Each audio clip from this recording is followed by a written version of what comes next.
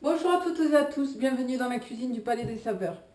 Aujourd'hui, deuxième recette de mug cake sucré. Alors on va le faire avec ce que j'avais dans mon congélateur, c'est-à-dire du cassis. Et il va être façon muffin, mais cuit dans un mug.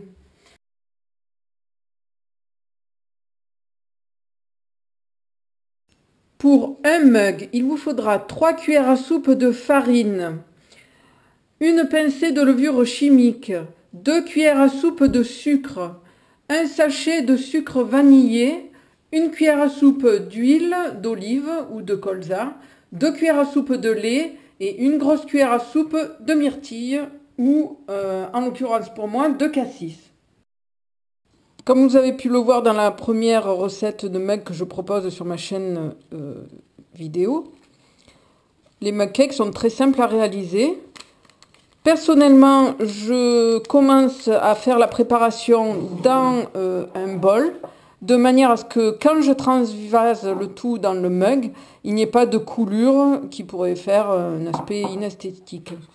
Alors, je commence par mélanger dans ce bol donc la farine, le sucre, la levure,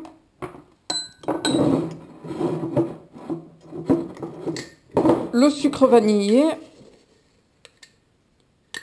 je rajoute l'huile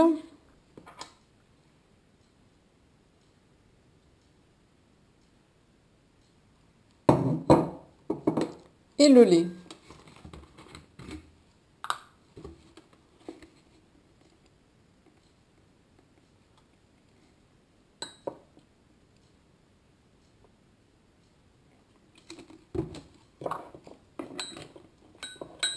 On mélange le tout.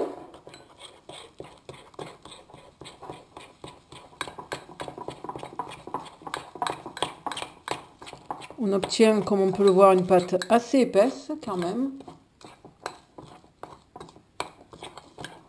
On ajoute le cassis, donc l'équivalent d'une cuillère à soupe.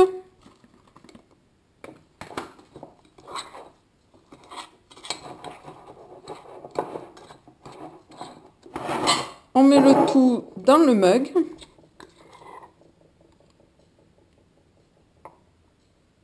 Maintenant, on va placer ce mug au centre du micro-ondes.